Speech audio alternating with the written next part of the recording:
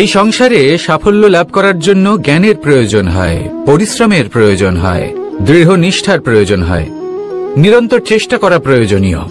কিন্তু আরো কিছু আছে যা অত্যন্ত প্রয়োজনীয় এবং গুরুত্বপূর্ণ। তা হলো ভালো বন্ধু। তাদের থাকা অত্যন্ত প্রয়োজনীয়। যদি ভালো বন্ধু থাকে তাহলে সময় এলে তারা ঢাল হয়ে আপনাকে সুরক্ষা করবেন। সময় এলে অস্ত্রের মতো শত্রুকে সংহারও করবেন। যদি তিনি জ্ঞানী হন, তাদের মধ্যে সদ্গুণ থাকে, তাহলে এই সব গুণ আপনার মধ্যেও প্রবেশ করবে। তাহলে সাফল্যের জন্য ভালো বন্ধু পাওয়া অত্যন্ত প্রয়োজনীয়। কিন্তু শুধু বন্ধু কেন, ভালো শত্রুও থাকা প্রয়োজনীয়। এবার আপনি ভাববেন, এ আমি কি বললাম? যদি আপনার জীবনেও ভালো অর্থাৎ শক্তিশালী শত্রু থাকে, তাহলে আপনিও শক্তিশালী হতে থাকবেন। এই শত্রু আপনাকে প্রেরিত করবে আরো বেশি শক্তিশালী হয়ে ওঠার। কখনো কোনো হরিণকে দেখুন, তীব্র গতিতে দৌড়তে থাকে। কেন তীব্র গতিতে দৌড়ে? এই কারণে নয় যে কোথাও তার জন্য মধুর ঘাস অপেক্ষা করে রয়েছে, না। সে এই কারণে তীব্র গতিতে দৌড়ে কারণ সেটা না করলে তার পেছনে একটি সিংহ আছে যে ওকে নিজের ভোজন করে ফেলবে। তাই জীবনে বিপদ, সংকট, এই সবকিছুও হলো অত্যন্ত গুরুত্বপূর্ণ। তার সম্মুখীন হতে শিখুন আর আমার সাথে ভালোবেসে বলুন, রাধা। লক্ষ্যে পৌঁছানো অত্যন্ত কঠিন হয়। কেউ ভাবেন যে কেন এত কঠিন হয়, কেন এত কষ্ট করতে হয় লক্ষ্যে পৌঁছানোর জন্য। এই লক্ষ্য সরলভাবে কেন আমার কাছে চলে আসে না? চলুন আপনাকে একটা কথা বলি, যদি আপনার লক্ষ্য কঠিন না হয় তাহলে তাকে পাওয়া আপনার পক্ষে অসম্ভব হয়ে উঠবে। লক্ষ্যে পৌঁছানোর এই রাস্তায় আপনি যে কড়া রোদের সম্মুখীন হন, যার থেকে আপনি দূরে পালাতে চান, সেই রোদ আপনাকে প্রেরণা যোগায় যে আপনি এগোতে থাকুন। ভাবুন একজন যাত্রী যে কিনা নিজের লক্ষ্যের দিকে যাচ্ছেন, সেই পথে উনি যদি একটু ছায়া পেয়ে যান আর উনি ওখানে বিশ্রাম নেন, তাহলে তার সাথে তার ভাগ্য গভীর নিদ্রায় সেখানে বিলীন হয়ে যায়। তাই পরিশ্রমের করা রোদের থেকে কখনো দূরে পালাবেন না। জীবনে শুধু সামনে এগোতে থাকুন দৃঢ়তার সাথে। আর লক্ষ্য সরল হোক, কঠিন হোক বা অত্যাধিক কঠিন হোক, একটা কথা মনে রাখবেন, যে জীবনের লক্ষ্যে পৌঁছতে পেরেছে সে লক্ষ্য প্রাপ্তির জন্য আফসোস কখনোই করে না। রাধা রাধা। ধৈর্য, এই ধৈর্য কি কোনো গুণ, কোনো অনুভূতি, কোনো দৃষ্টিভঙ্গি? আমার জন্য ধৈর্য এক বাহন। আপনি হয়তো ভাবছেন, এই কেমন বাহন? বাহন তো ঘোড়া হতে পারে, হাতি হতে পারে, উটও হতে পারে, কিন্তু ধৈর্যকে বাহন বানানো মানে? চলুন আপনাকে একটা কথা বোঝাই। পৃথিবীতে এমন কোনো বাহন নেই যে তার আরোহীকে আছড়ে ফেলেনি। সেটা উট হোক বা হাতি হোক বা ঘোড়া হোক, চলতে চলতে কখনো নড়বড় করেই বসে। তারপর সেই আরোহী পরে কারোর পায়, তারপর পরে তার নিজের নজরে। কিন্তু ধৈর্যরূপী বাহন কখনো কাউকে ফেলে না, কখনো না। না সেই আরোহী কারোর পায়ে পড়ে আর না তো নিজের নজরে। কারণ ধৈর্য আপনাকে বিবেক প্রদান করে, বিবেক আপনাকে পরিকল্পনায় সাহায্য করে, আর পরিকল্পনা প্রদান করে আপনাকে শক্তি, আপনার লক্ষ্যের দিকে অগ্রসর হওয়া। বুঝলেন? ধৈর্যকে সঙ্গে রাখুন, নিজেকে আরো ধৈর্যশীল করে তুলুন। এই ধৈর্যের সাহায্যে আরোহণ করে দেখুন কিভাবে এই বাহন আপনাকে আপনার গন্তব্যে পৌঁছে দেবে। রাধা রাধা। সংসারে এমন একটা ভ্রান্ত ধারণা রয়েছে যে সবকিছু ভাগ্যের দ্বারা পাওয়া যায়, কিন্তু ভাগ্য, প্রারব্ধ এ তো সকলের জন্যই সমান হয়। এটা তো ব্যক্তির উপরে নির্ভরশীল হয়, তার আকাঙ্ক্ষার উপরে নির্ভরশীল হয়, বাসনার উপরে নির্ভরশীল হয়, স্বভাবের উপরে নির্ভরশীল হয় যে উনি সেটা নিয়ে কি করেন। দেখুন, এই প্রসাদ কিন্তু সকলকেই দেওয়া হয়, কিন্তু তা গ্রহণ করবেন কিভাবে সেটা ব্যক্তির উপরে নির্ভর করে। আপনাকে এক উদাহরণ দিই। যেমন ধরুন, দুজন মানুষকে আমি একটা করে মাটির ডেলা দিলাম, সেটা নিয়ে তারা কি করবেন? একজন মানুষ তার ছোট ছোট ডেলা বানাবেন আর পথযাত্রীদের ওপরে ছুঁড়ে মারবেন, হাসি ঠাট্টা করবেন, তাদের বস্ত্র নোংরা করে দেবেন, সেটাতেই উনি আনন্দ পাবেন। অন্যদিকে দ্বিতীয় ব্যক্তি সেই মাটির ডেলা দিয়েই নিজের জন্য একটা কুঁড়ে ঘর বানাবেন। সেই কুঁড়ে ঘর যা রোদেতে, বৃষ্টিতে ঝড়ে তাকে সুরক্ষিত রাখবে। অনুভূতি, এই অনুভূতি বদলাতে শিখুন। এই অনুভূতি অত্যন্ত গুরুত্বপূর্ণ। ভালোবাসাতেও এই অনুভূতি হলো অত্যন্ত গুরুত্বপূর্ণ। ভালোবাসা সে বন্ধুর সাথে হোক, মা বাবার সাথে হোক, ভাই বোনের সাথে হোক, স্ত্রীর সাথে হোক, যে কারোর সাথে হোক।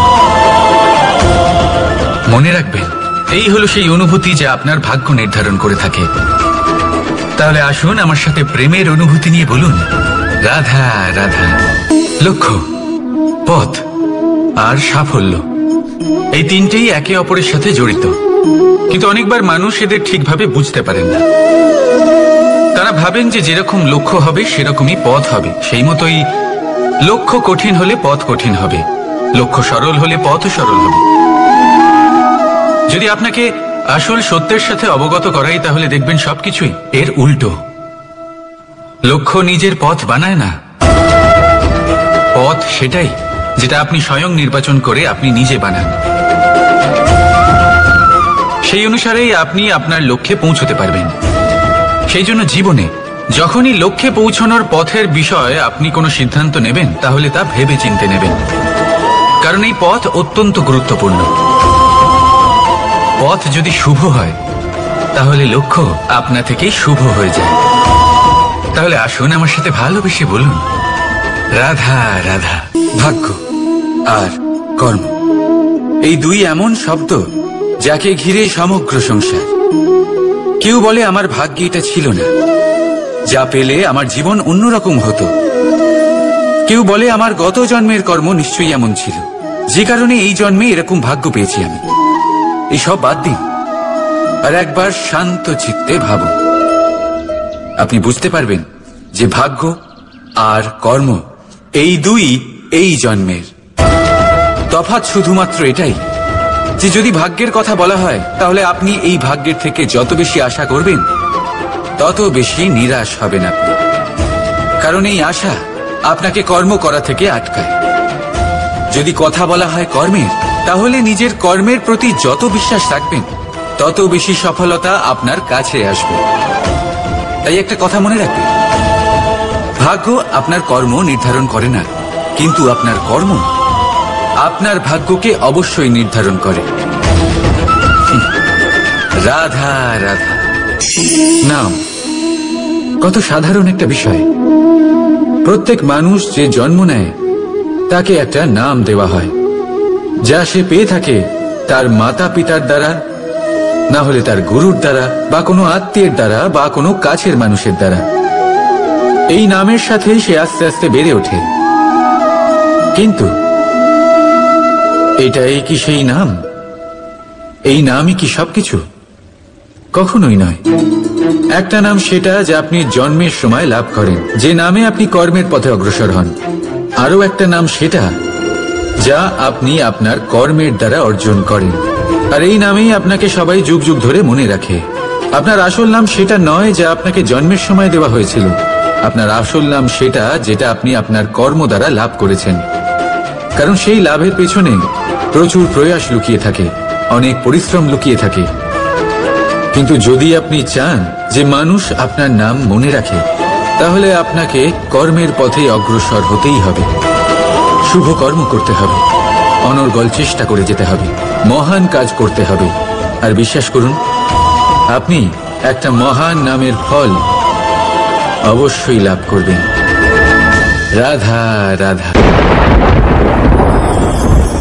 আমি এখানে একা এই বনে বসে আছি, বাঁশি বাজাচ্ছি। কার জন্য?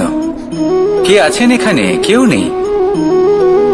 আমার প্রজা, আমার রাজ্য, আমার পরিবার আমার থেকে অনেক দূরে আছেন। আমি এখানে একা এই বনে বসে এই আকাশের এই রঙের, গাছের এই সব ফলের, মাটির সুবাসের আনন্দ উপভোগ করছি। কেন? আমি হলাম দ্বারকাধীশ। এমন কি রাজকীয় বা ভৌতিক সুখ রয়েছে যে আমি ওখানে পেতে পারি না? সবকিছুই পেতে পারি, তাও এখানে বনে একা বসে আছি। কোন সুখ খুঁজে চলেছি? একা থাকার সুখ। আমরা প্রত্যেকদিন অনেক মানুষের সাথে, চিন্তাধারার সাথে, কর্মের সাথে, পরিস্থিতির সাথে, সুখ দুঃখের দ্বারা বেষ্টিত থাকি। জীবনের এই চক্রে আমরা জড়িয়ে পড়তে থাকি। যতই আমরা এই সমস্যার সমাধান করি, আমরা ততই এতে জড়িয়ে পড়ি। আমরা এতটাই জড়িয়ে পড়ি যে যখন আমরা আয়নায় নিজেদের দেখি তখন আমরা নিজেদের চিনতেই পারি না। এমন মনে হয় যেন আমরা নিজেদের হারিয়ে ফেলেছি। সেই জন্য প্রত্যেক দিন আপনি কিছু সময় নিজের সাথে কাটান একান্তে। এটা অত্যন্ত আবশ্যক।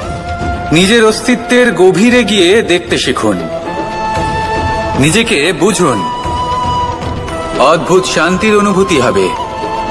যেমন এই বায়ু, এই বৃক্ষ, এই পুষ্প, এই নিসর্গ, এদের মতো আপনিও কখনো একলা হতে শিখুন। কখনো নিসর্গের একটা অংশ হয়ে দেখুন।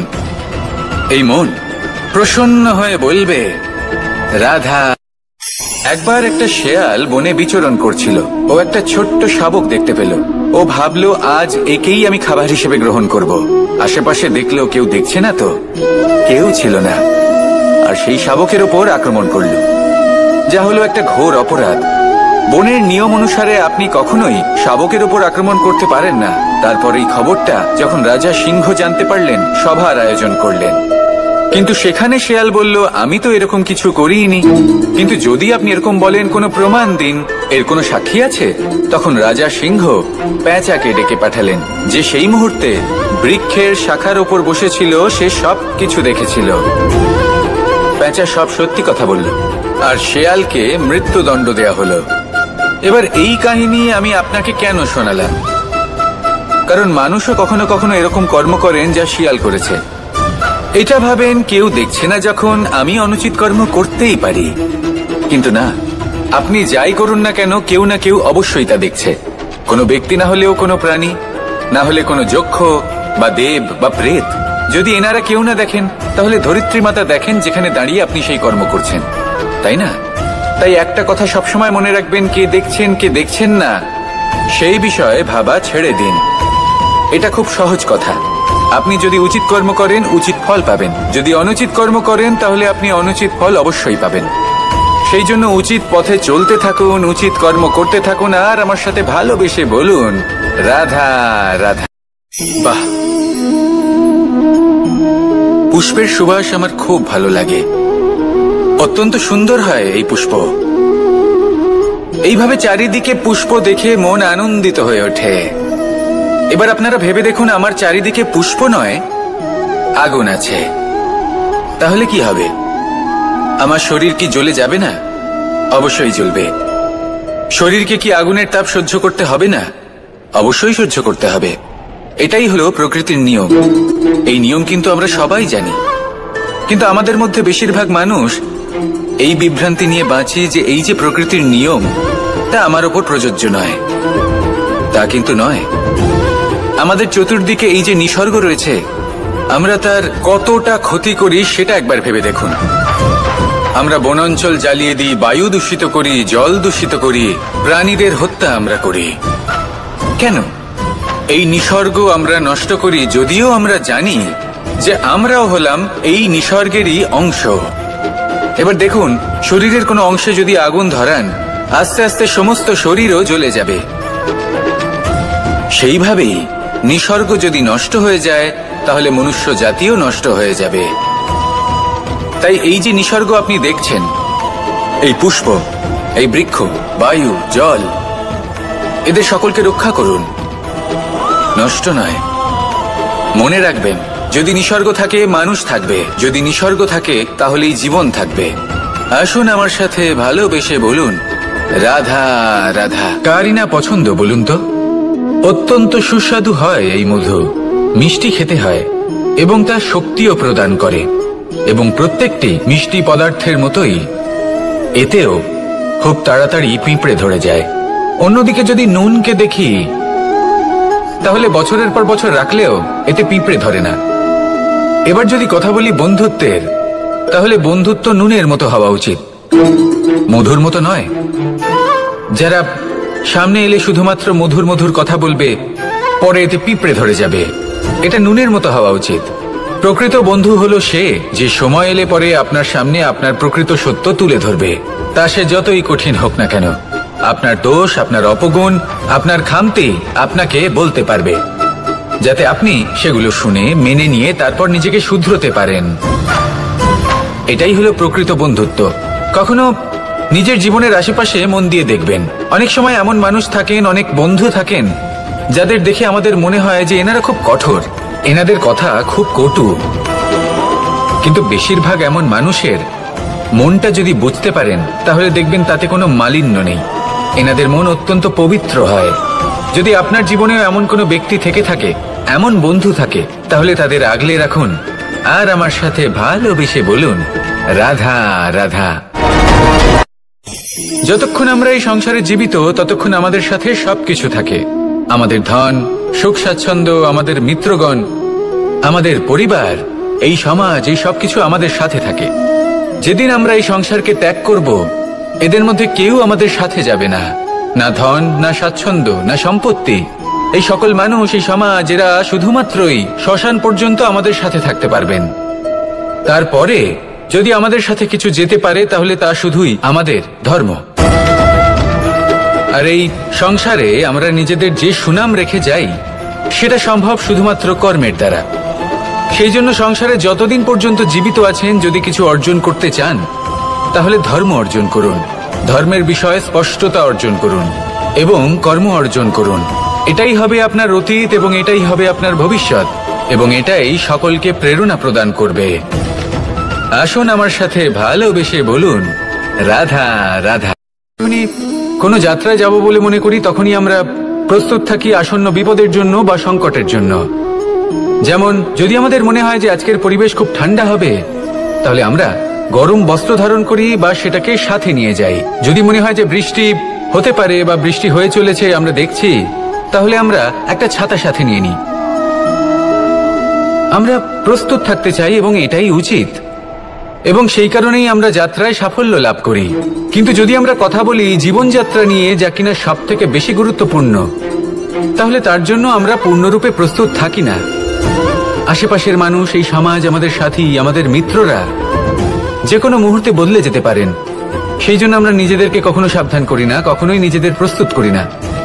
আমাদের এটা কখনোই মনে হয় না যে এরকম হতে পারে, আর সেই কারণেই শেষে গিয়ে আমরা অত্যন্ত দুঃখ পাই। একটা অমূল্য শিক্ষা আছে যেটা আমাদের লাভ করা উচিত, সতর্ক থাকা উচিত। এই জীবনযাত্রার জন্য শুধুমাত্র এই পরিবেশের বিষয়ে তথ্য সংগ্রহ করা বা তাকে অনুমান করা, এটুকু হলেই চলবে না। আমাদের আশেপাশের মানুষজনকে দেখতে হবে, তাদের স্বভাব পরিস্থিতির ওপর নজর রাখতে হবে। যখন তারা রং পাল্টাচ্ছেন নজর রাখতে হবে, তা অত্যন্ত আবশ্যক।